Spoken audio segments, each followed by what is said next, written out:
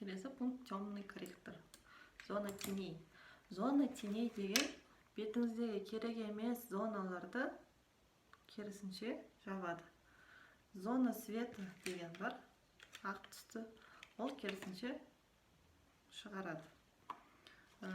Мысалы, мен қазір жағынан темный қылып жақсам, менің мына томбақ бетім кішірейеді. Мұрнымның шетіне жақсам, мұрным қырлана түседі, әрі әдемі болады. Иегім астына жақсам, мына шығып тұрған артық подбородоктарым кетеді. Оны қазір көрсетем қалай жағатынын.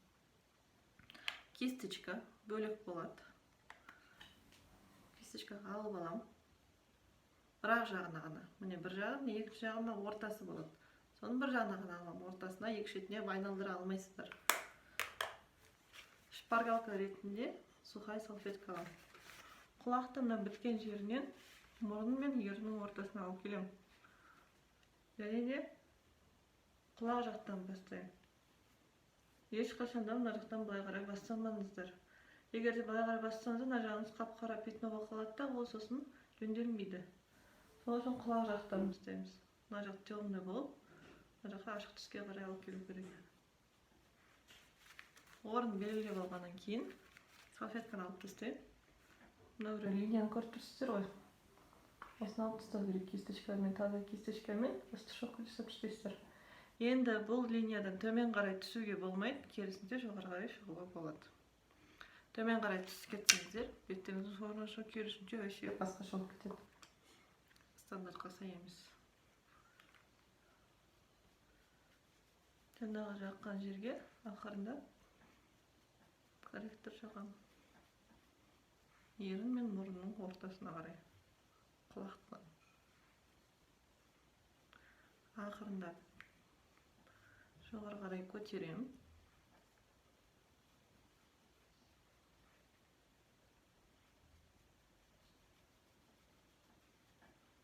Одан кейін маңдайға жағамын.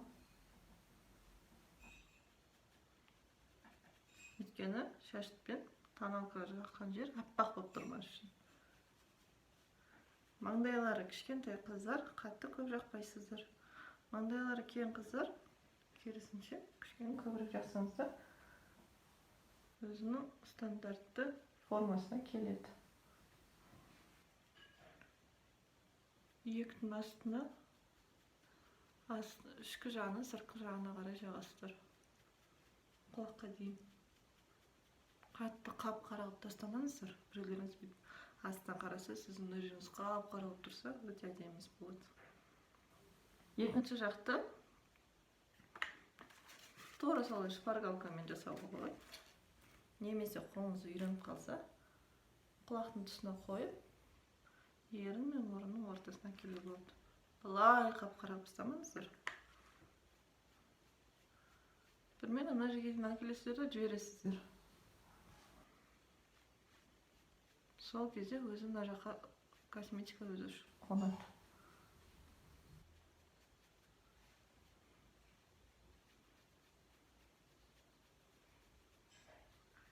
Сосын екі жақтың скулысын жасағанда бірге қараңыздар.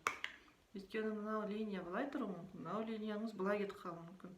Сол үшін екеуі симметрия болу керек.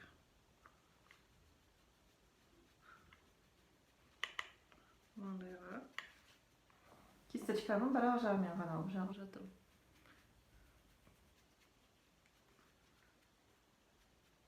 Иектің астына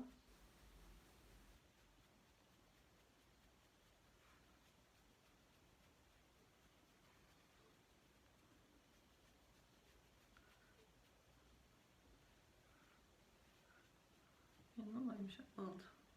Мына кисточкамен жұмысым бітті. Енді кисточка аламын. Онымен мұрынның формасын шығарам. Влажный салфеткамен сүртпеймін. Бұнымен енді кисточканың дәл ортасымен аламын красканы. Мұрынның астынан бастайын. Ешқашанда мына жерден бастамаңыздар. Ұшынан екі жағам. Бағана жаққан консилердің жанымен жоғары қарай көтерілем ақырындап қаспен қосам. Бұлай қап-қара қылып жағып тастамаңыздар мұрындарыңыз өте жіңішке болып қалады, андай болып. Андай болып қалады, Майкл Джексонның мұрты сияқты. Сол үшін астынан бастап, жаңа консилерді жаққан консилердің бойымен жанын жанап өтесіздер.